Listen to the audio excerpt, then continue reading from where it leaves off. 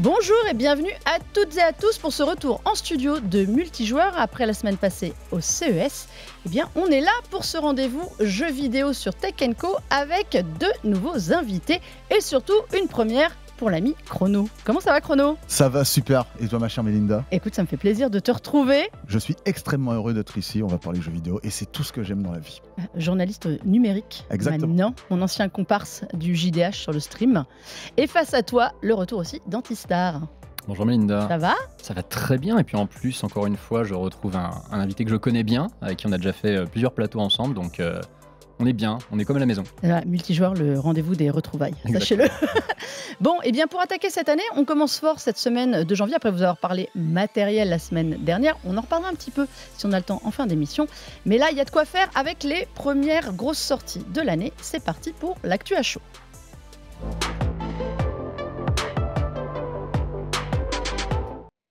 Alors, cette semaine, eh bien, arrivent deux jeux, un qu'on connaît déjà, et on va commencer par celui-ci, The Last of Us Part 2, un remaster. Voilà, c'est la petite nouveauté, c'est le remaster, je fais bien avec l'accent. Derrière, messieurs, on n'en a pas marre de voir The Last of Us à chaque fois revenir, mais avec du ressucé, j'ai le droit de le dire ou pas ? T'es en train de dire qu'on voit The Last of Us partout, c'est ça ? Oh, pas mal. Pas mal. Ah, j'aime bien la sortir, Pas mal, celle-là. alors là, elle est bien glissée. Non, mais bon, on est 3 ans après la sortie du jeu qui était déjà très beau. Ok, on est juste après la série qui était pas mal aussi. Y avait-il vraiment besoin de faire déjà un remaster, Chrono ? Alors moi, j'estime pas que c'était nécessaire. Par contre, je pense que ça a du sens malgré tout. Alors, je peux comprendre effectivement qu'on a cette impression d'avoir le même jeu qui revient à un prix un peu... En plus, à un prix élevé, on va dire. Bon, c'est 10 balles de Ouais, plus, mais ils ont fait un Mais effort. modéré quand même, hein. C'est 50 € au lieu de 80. Oui, mais pour un jeu qu'on a déjà fait il y a quelques années et qu'on a déjà trouvé entre guillemets PlayStation classique, je me rappelle plus le nom des Platinum, je crois que ça s'appelle. C'est PlayStation Hits maintenant. Oui, Ah c'est ça, c'est PlayStation le truc Hits, mais ils changent tous les ans de toute façon. Bah, c'est le truc qu'on t'avait offert pendant un temps, puis après on te l'a repris. Ouais, c'est vrai. Mais en fait, je pense que c'est intéressant parce qu'il faut quand même garder en tête que tout le monde n'a pas la dernière génération de consoles. Tout le monde n'a pas eu les générations précédentes d'une même famille de consoles. C'est-à-dire que moi, je connais des gens qui étaient par exemple avant chez Xbox et qui ont fait l'acquisition d'une PlayStation 5. Et ces gens-là pourront découvrir The Last of Us dans des conditions peut-être ultimes. Surtout que, en fait, en réalité, il y a quand même des ajouts qui sont intéressants dans les remasters, notamment leur nouveau mode roguelite, qui est vraiment une proposition que je trouve super intéressante. Après, le jeu, il est peut-être un peu plus joli, ça se voit pas comme ça dans les images qu'on voit là, mais c'est un jeu qui est déjà magnifique. Donc pour moi, même si je peux comprendre qu'il y a un sentiment de marre, entre guillemets, d'avoir à chaque fois des remasters, etc., mais il y a quand même deux aspects importants. Premièrement, faire découvrir des gens qui n'ont pas découvert à l'époque, et deuxièmement, en fait, financer quelque chose d'autre par la suite. Alors, c'est ça. Alors, pour ceux qui voient les images, derrière, ce qui défile derrière nous, c'est le comparo PS4, PS5, et même Chrono n'a pas vu la différence, c'est pour vous dire. Ouais, c'est un petit acte gratuit, je sais. Non, on parlait des améliorations, oui, donc il y a quand même des améliorations graphiques. Mine de rien, le jeu passe en 4K ou à peu près pour tous les modes de performance. Mais par rapport au premier The Last of Us qui était devenu le Part 1 pour aller avec le Part 2, soyons clairs, et la série, où il y avait vraiment une grosse amélioration, là, visuellement, c'est quand même pas le truc qui prime, le renouveau. Alors, le roguelike, ok, mais ça aurait pu être juste un DLC du 2 porté sur PS5. Il y a eu beaucoup de jeux qui sont passés gratuitement de PS4 à PS5. C'est peut-être même pour ça, je pense qu'ils font justement une upgrade à 10 € pour les gens qui possèdent déjà partout sur PS4, en mode, bah écoutez, si vous avez déjà le jeu, vous aurez tous les contenus de la nouveauté pour 10 €, ce qui est très honnête. Comme l'a dit Chrono, effectivement, ça se destine surtout pour l'acquisition du produit complet aux gens qui n'avaient pas de PS4, qui n'avaient pas fait le jeu à l'époque. Maintenant, il y a quand même un truc sur lequel je veux revenir, c'est que beaucoup de gens ont l'air un peu surpris, voire choqués qu'on sorte déjà un remaster de Part 2. Partout, c'est un jeu qui a déjà 3 ans et demi, hein, il est sorti en juin 2020, alors que le premier The Last of Us, il avait eu un remaster sur PS4 à peine plus d'1 an après sa sortie sur PS3. Et j'ai pas eu l'impression qu'à l'époque, les gens étaient si choqués que ça. Alors c'est vrai qu'il n'y avait pas de rétrocompatibilité entre PS4 et PS3, ça jouait aussi, mais là on se retrouve avec une Part 2 qui est donc remasterisée pour être aux normes techniques de la PS5, avec de la vraie 4K, un mode de jeu supplémentaire qui est quand même bien complet, très intéressant. Et puis encore une fois, un tarif qui est agréable. 50 €, c'est pas les 80 € du remake de The Last of Us premier du nom, qui lui, pour le coup, était plus sujet à débat. Même s'il y avait un travail de fou fait derrière, ça j'en conviens. Je peux me permettre de rajouter quelque chose Vas-y, pour je t'en compléter prie. rapidement aussi, c'est que, en fait, mine de rien, on parle d'un jeu qui n'a pas beaucoup évolué graphiquement, qui était déjà très très beau à l'époque, qui était même Mais c'est ça, moi, qui me le choque. top niveau. Il le plus était gros déjà problème, très beau. ouais. La différence entre, alors là, je fais une parenthèse, Vas-y. la différence entre la version PS3 et PS4, c'est que pour le coup, il y avait un vrai gap Ouais. graphique, technique, qui justifiait à peu Mm. près de faire déjà un remaster. On a eu le remake après. Mais là, il n'y a pas ça. Je suis d'accord, mais en fait, le truc, c'est que moi, quand j'ai revu le jeu, quand j'ai recommencé à jouer à la version remastered de Last of Us Part 2, eh bien, c'était un collègue à moi, Diogo, qui y jouait. Je regarde un petit peu et tous les gens qui passaient devant se disaient, mais en fait, c'est divinement beau. Donc, en fait, le jeu était déjà tellement beau à l'époque. Aujourd'hui, en 4K, avec une qualité d'image encore plus propre, en plus en mode fluidité, machin, ça rend quelque chose de très actuel qui n'a pas à rougir avec les ténors du genre visuellement, je trouve. Et puis il y a un vrai défi aussi, c'est que The Last of Us Part 2 à l'époque, je pense que tout le monde s'accorde à dire que sur PS4 c'était le jeu le plus impressionnant techniquement, surtout sur l'animation, la réalisation d'une manière générale. Et moi j'ai toujours eu cette sensation que en 3 ans de next-gen, parce que bon, maintenant on est sur une current-gen, j'ai quasiment jamais trouvé de jeu finalement qui soit à ce niveau. Peut-être Alan Wake 2 à la rigueur, mais qui est un jeu qui est techniquement pas toujours stable. Non. The Last of Us Part 2, c'est un produit ultra bien fini, bon, au prix de beaucoup de crunch, on le sait. Et j'ai un peu ce sentiment que c'est finalement un jeu PS4 remasterisé qui va être le plus beau jeu de la PS5 à ce moment-là. Et il y a un dernier point qui est très important aussi, c'est que en fait, Sony a tendance à sortir ses jeux vidéo sur PC. Aussi. Et quand ils vont sortir The Last of Us Part 2 sur PC, eh bien, ils vont dire d'abord, on a sorti le jeu sur notre machine, la PlayStation, on le sort sur PC pour les gens qui n'ont pas connu et qui ont découvert récemment The Last of Us Part 1, donc le remake qui est sorti. Donc, c'est un point aussi intéressant, c'est que ils vont sortir leur jeu sur PC, mais histoire d'avoir quand même de donner à manger quelque chose de plus aux joueurs PC, ils ont sorti aussi la même version sur PlayStation 5. Alors, moi, je vais me faire l'avocat du diable parce que j'aime bien.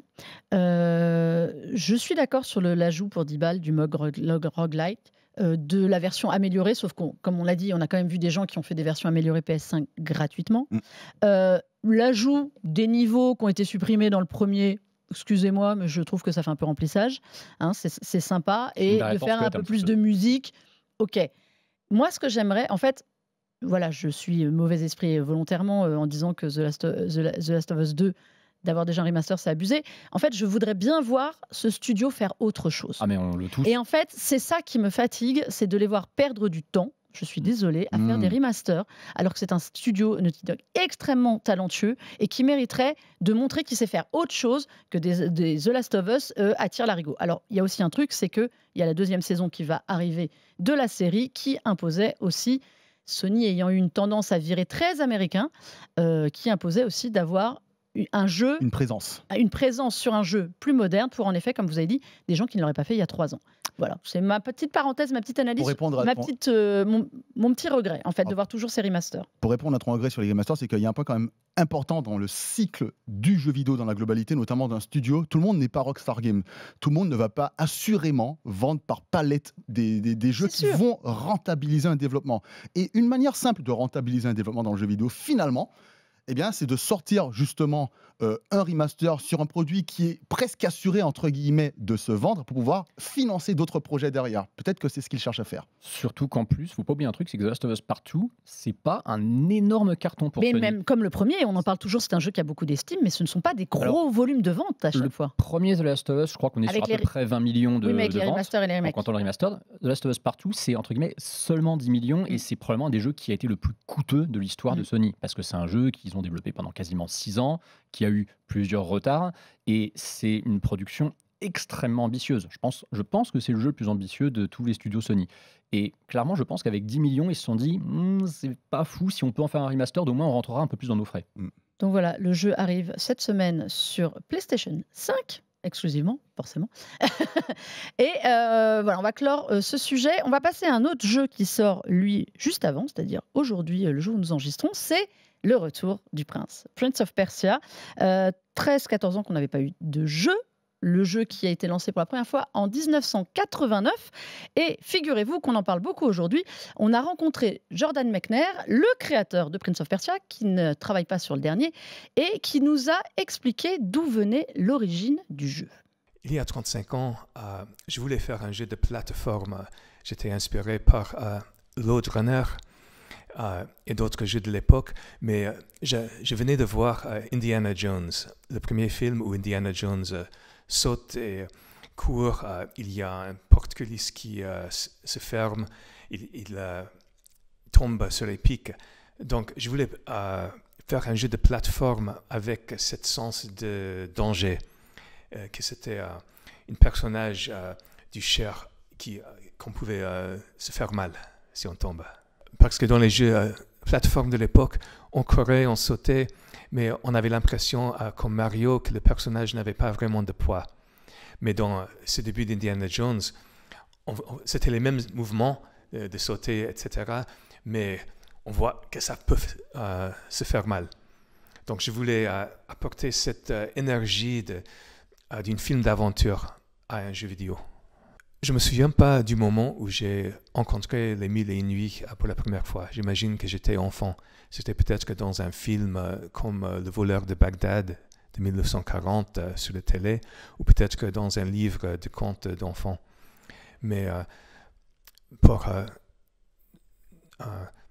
créer un univers pour ces jeux de plateforme que je voulais faire, je le trouvais idéal parce que c'était des archétypes universels. On reconnaît tout de suite qu'on est dans un palais des Mille et une nuits, et donc notre imagination apporte le reste. Et avec les graphismes pixelisés très simples de l'époque, c'est essentiel, ce côté de l'imagination du joueur qui remplit le reste. Vous aviez fait le premier, celui de 1989, alors pas sur Apple II forcément, peut-être, mais sur Apple II. Tu l'avais fait sur Absolument. Apple II? Sur Apple II, mon père avait un Apple II. Je suis tombé dans le jeu vidéo grâce à mon père quand j'étais petit. Et je me rappelle même pas de la première fois où j'ai tenu une manette parce que j'ai l'impression d'avoir toujours eu une manette en main ou un joystick ou tout ce que vous voulez. Et oui, j'ai joué au premier Prince of Persia. Et à l'époque, je passais à peine. Enfin, je passais pas le premier stage de toute façon parce que j'étais littéralement trop petit pour pouvoir se déplacer en mettant dans le bouton, pour pouvoir faire un tout petit pas pour arriver au bord du truc puis sauter le machin. Si, j'y ai joué et donc j'en ai des souvenirs assez traumatisants. Rien, mais dans le bon sens du terme. De te faire empaler sur les pics. Voilà. Ça, on a découvert, donc c'était quand même le but premier. C'était quand même d'empaler les personnages. Et toi aussi, Antista, le premier Super Nintendo. Bah oui, voilà. Mais comme moi, je te rassure, j'avais pas d'Apple II. Donc on est passé de ce monde en effet pixelisé. Entre-temps, au début des années 2000, la licence a été rachetée par Ubisoft, qui nous avait fait Sands of Time. Oh là là, quelle merveille. Quelle merveille. Immense jeu vidéo. Voilà, on est passé de la rotoscopie 2D à une version un peu plus 3D. On attendait quand même un jeu qui monte en gamme. Donc on arrive à Prince of Persia. Bon, je vous épargne tous les autres entre-temps parce que bon, et le film. On s'épargne le film. Parce qu'il y a eu un film. Voilà. Moi, j'ai trouvé le film plutôt sympa en plus, le pire. Je l'ai revu il y a pas très longtemps. C'est pas une des pires adaptations de jeux vidéo au cinéma. C'est vrai, on avait fait une émission pour en parler et on avait épargné Prince of Persia et Jake Gyllenhaal, qui est pour beaucoup Prince of Persia en fait. C'est marrant, l'image qu'on en avait, c'était vraiment lui. Dans ce nouveau The Lost Crown, il a complètement changé de look, The Prince of Persia. Il est d'ailleurs même plus prince. Il est immortel, il s'appelle Sargon. On est allé cette fois demander au producteur du jeu, Abdelhak Elgues, comment est-ce qu'on faisait un nouveau Prince of Persia quand tout le monde connaît Prince of Persia et qu'on se tape un héros qui ne ressemble pas au héros traditionnel. Le pitch de départ, c'était de faire un nouveau Prince of Persia, et tout en le modernisant. C'était vraiment respecter son ADN et ramener quelque chose de nouveau. Et nous, on avait à cœur de faire vraiment, notre pitch vraiment, c'était un super-héros dans la Perse légendaire. Donc c'était vraiment maximiser les capacités du personnage et profiter au maximum de la variété de la géographie de la Perse.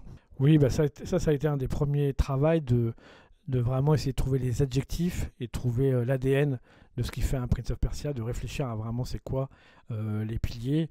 Et pour nous, il y avait définitivement la dimension des puzzles, le combat acrobatique, l'exploration et la narration. Donc on a vraiment défini sur ces 4 puzzles-là qui étaient vraiment pour nous vraiment centraux dans l'ADN du Prince of Persia.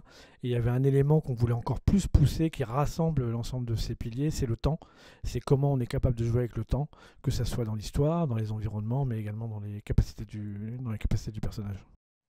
Messieurs, vous qui avez terminé le jeu, tous les deux, est-ce qu'ils ont respecté donc leur pitch de départ et leur pari qui était de reprendre les codes traditionnels de Prince of Persia et de le moderniser? Oui. Complètement. Mais moi, ce que je trouve surtout étonnant, c'est qu'ils se sont intéressés à un genre de jeu que les gros studios négligent complètement, qui est le Metroidvania. C'est-à-dire que, bon, comme le nom l'indique, ça va de Metroid et de Castlevania, donc des séries de Nintendo et de Konami. Et en dehors de Nintendo, qui fait encore des jeux Metroid, c'est un genre en fait qui est vraiment quasiment réservé aux indépendants. Du Hollow Knight, du Ori, du Blasphemous, ce genre de jeu, on ne voit ça que chez les indépendants. Là, on a Ubisoft qui se dit, bah écoutez, nous, vu qu'on est très fort en 2D, on l'a vu avec les Rayman, c'est Ubisoft Montpellier qui le fait, on va tenter justement de revenir aux sources de ce qu'était Prince of Persia, c'est-à-dire un labyrinthe avec plein d'éléments comme ça à débloquer, de la plateforme, délicate quand même, faut dire ce qui est. Et plus encore, je trouve, que le retour à l'ADN de la licence Prince of Persia, moi, ce qui m'a impressionné, c'est le fait qu'il se soit lancé dans un genre qui n'est pas si populaire que ça auprès du grand public, finalement, et qu'ils l'ont maîtrisé à la perfection. Et ils ont même introduit leurs propres éléments, histoire de donner leur petite touche perso et de le rendre encore un peu plus intéressant. T'es d'accord avec ça, Chrono ? Je suis 100% d'accord avec ça, et j'irais même un petit peu plus loin. Je trouve que dans le genre du Metroidvania, je ne connais aucun Metroidvania avec un système de combat aussi poussé. Le système de combat, moi, c'est ce qui m'a bluffé. Il est impressionnant. Moi, je joue à des jeux. Moi, j'adore Ninja Gaiden, Devil May Cry. Quand je joue à Prince of Persia, je peux littéralement faire Dragon Ball Z, maintenir les ennemis dans l'air, me balader de l'un à l'autre. Enfin, et ça avec une précision et une justesse que je trouve assez dingue. Et surtout, un autre point, c'est l'intelligence des énigmes pour aller dans des endroits annexes, l'intelligence des énigmes, l'intelligence des phases de plateforme aussi. Il y a plein d'aspects dans ce jeu qui, à mon sens, vont bien plus loin qu'un Metroidvania. C'est-à-dire que Ubisoft est arrivé, ils ont dit, on fait un Metroidvania. Bon, déjà, comme le disait Antistar, c'était inespéré qu'ils fassent un Metroidvania en fait en soi, mais on va aller plus loin que dans ce que moi je connais des Metroidvania, en tout cas avec mon expérience personnelle, en ajoutant de la plateforme plus poussée que ce qu'il y a habituellement dans Metroidvania et des énigmes aussi plus poussées que ce qu'il y a habituellement dans Metroidvania, et le tout de façon subtile et suffisamment annexe pour que les gens qui n'ont pas envie de s'embêter à le faire ne le fassent pas. Par contre, c'est un jeu qui appelle tellement parfaitement à l'exploration qu'en fait tu te retrouves à avoir envie de le faire. La preuve, à la fois Antistar et moi qui avons pris le temps de finir le jeu, on a platiné entre guillemets le jeu, on a tout fait du jeu parce que personnellement moi j'ai eu envie d'avancer dans ce jeu. Alors qu'il n'est pas encore sorti à ce jour, je vous rappelle, messieurs. Non, je trouve que c'est un jeu extrêmement plaisant. Donc nous on vous prépare, moi j'ai eu la chance d'aller à Montpellier à la rencontre des équipes qui ont fait le jeu justement pour comprendre, parce que on l'attendait pas, c'est pas le Prince of Persia qu'on attendait, on attendait un remake des Sables du Temps qui avait été annoncé, on nous sort un jeu, honnêtement moi quand ils me l'ont présenté au mois de juin, j'ai regardé ça avant de mettre la main dessus en me disant mais qu'est-ce qu'ils ont fait, ils ont complètement craqué, on a un héros qui ressemble à un punk, alors ça se passe dans la Perse antique, on a quand même toujours un peu le terrain de jeu, mais ça a un look d'anime, de manga, c'est pas du tout ça que je voulais, et quand on met la main dessus, là la sensation change complètement du tout au tout, quoi. C'est vrai, tu parles d'animé, je trouve qu'il y a des... Alors, Chrono, tu as parlé effectivement de Dragon Ball dans les super, dans les finishes, effectivement, on a un peu cet effet. J'ai l'impression aussi de voir un petit peu des vibes à la Arcane ou à la Edge Runners aussi dans certaines animations. En fait, c'est pour moi le prototype du jeu que le studio a pris du plaisir à faire, sur lequel on leur a un peu laissé carte blanche. Faut pas oublier que Ubisoft Montpellier, il galère depuis des années avec Beyond Good and Evil 2, que pendant ce temps-là, effectivement, il y avait un remake de Sands of Time qui devait être fait, je crois, à la base par des studios indiens d'Ubisoft, qui finalement a été reboot, qui a été reconfié au Ubisoft canadien, qui de base fait Prince of Persia. Et dans l'ombre totale, ce jeu était développé, personne n'en parlait, ça n'avait pas fuité, et on sait que dans l'industrie actuellement, quand un projet ne fuite pas, c'est vraiment solide. Faut être fort. Ils ont été très forts, et c'est top, parce qu'en fait, on a appris que finalement, ils ont commencé à bosser dessus début 2020, ils ont pris leur temps de le faire. Quand ils l'ont annoncé, le jeu était quasiment terminé, et c'est vrai qu'on est sur une expérience qui est pratiquement sans faute en fin de compte, et c'est très surprenant parce que c'est pas ce qu'on attendait. Et pour résumer un peu avec une formule qui je trouve colle bien souvent à ce que fait Nintendo, faut pas oublier que c'est un jeu qui est pensé pour la Switch en premier lieu, ils ont pas fait ce qu'on attendait, ils ont fait ce qu'on ne savait pas qu'on attendait, c'est exactement ça. Je suis d'accord avec toi. Et donc j'ai appris de Jordan Mechner qu'en fait l'équipe qui travaille donc depuis 4 ans dessus en fait était aussi en partie avec lui sur un projet de Prince of Persia qui, à 7 ans, qu'ils ont commencé il y a 7 ans, qui avait été abandonné. Donc il y avait les bases déjà de cette volonté. Je pense qu'au niveau design, ce n'était pas ça, en revanche, l'idée de départ.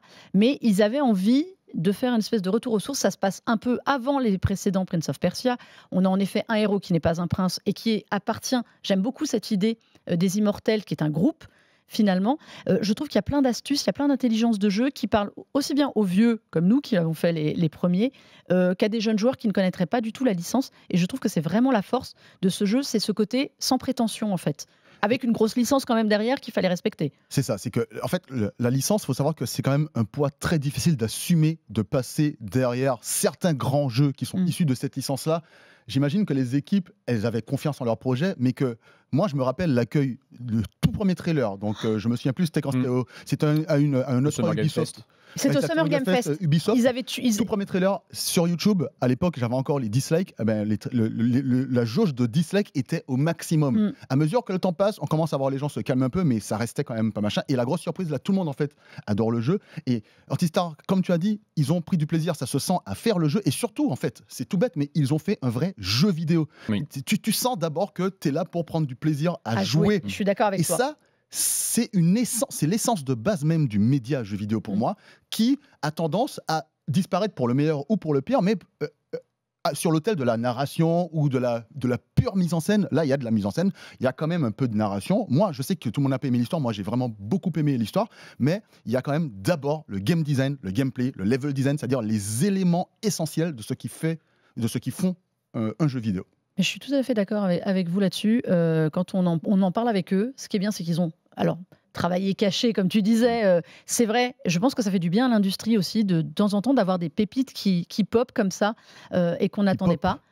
Excusez-moi, j'ai même pas fait. C'est comme le partout de tout à l'heure. Alors lui, c'était fait exprès. Ouais, mais là, c'est encore plus savoureux quand c'est pas volontaire. Mais je trouve que c'est vraiment la force de ce jeu. Moi, je le recommande 1000 fois. Parce que je trouve qu'il est extrêmement agréable. C'est vraiment une bonne surprise. Alors, Chrono nous disait avant l'émission, s'il n'était pas sorti cette année, mais l'année dernière, ça aurait peut-être été mon jeu de l'année. En vrai, moi, personnellement, c'était mon GOTY. C'est un jeu qui est fait pour moi. Il y avait du lourd l'année dernière, quand même. Ouais, mais c'est l'école du gameplay pur et dur. Et en ce qui me concerne, je suis d'accord. Strictement personnel, c'est un jeu qui a été... J'ai l'impression que les gars ils ont dit « Ok, c'est qui Chrono ?» Alors, il aime ça.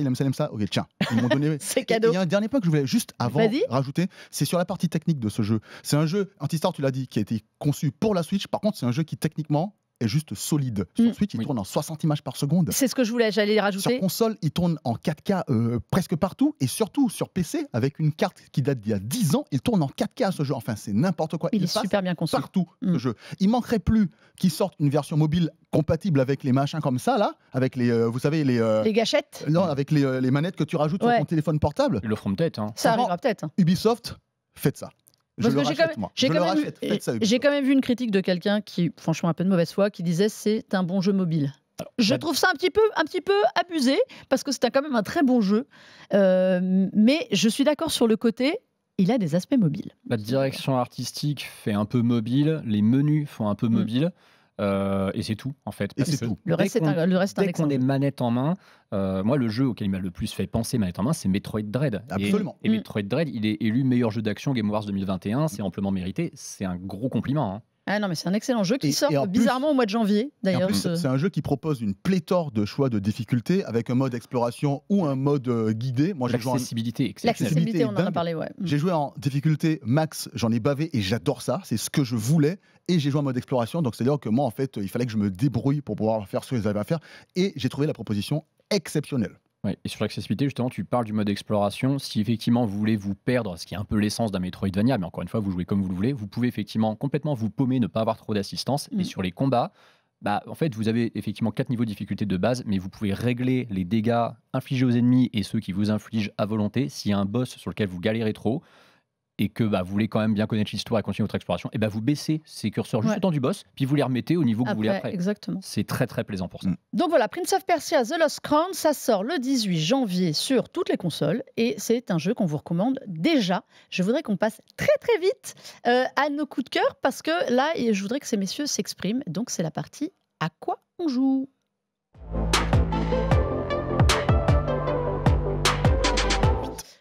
Bon, je vais laisser la parole à Chrono, parce que Chrono veut nous parler du Steam Deck OLED. Et je connais l'amour de Chrono pour les consoles portables. Et on a parlé la semaine dernière, beaucoup de la MSI Clo qui était sortie. On a déjà parlé de la Roguelite et tout. Chrono, en 1 minute, pourquoi il faut acheter le Steam Deck OLED ? Alors, il faut acheter le Steam Deck OLED parce que c'est une machine qui a tout compris entre la fusion parfaite entre le jeu vidéo sur PC et le jeu vidéo console. C'est-à-dire que c'est presque comme une Switch aujourd'hui. Tu l'allumes, tu lances ton jeu, tu appuies sur un bouton, ça éteint. Le lendemain matin, tu appuies sur un bouton, ça rallume et tu es directement dans ton jeu. Et contrairement à toutes les autres machines qui sont sous Windows, tu n'as pas cette interface un peu difficile pour pouvoir rentrer dans tes jeux vidéo, même si elles sont un peu plus puissantes. Et le dernier point, c'est que Steam a tout compris parce qu'en fait, Steam, ils récupèrent de l'argent quand ils vendent un jeu. C'est pour ça que la console coûte un peu moins cher, alors que quand tu achètes une autre console de ce type-là, l'argent ne se fait que sur la vente des machines. C'est pour ça qu'elles sont un peu plus chères. Facile d'accès, l'écran OLED est magnifique, les développeurs travaillent d'arrache-pied pour que leur jeu tourne sur Steam Deck OLED, donc c'est un gage de qualité sur l'avenir. Voilà, c'est mon coup de cœur. Combien ça coûte ? Ça coûte à partir de... Alors, il me semble que ça commence à 369 € jusqu'à 679 € pour la version OLED 1 Tera. Et entre les deux, tu as pléthore de versions. Ça s'achète sur le magasin Valve Steam directement. Voilà, c'était le téléshopping de Chrono. Allez vite, hein. Et t'allais vite.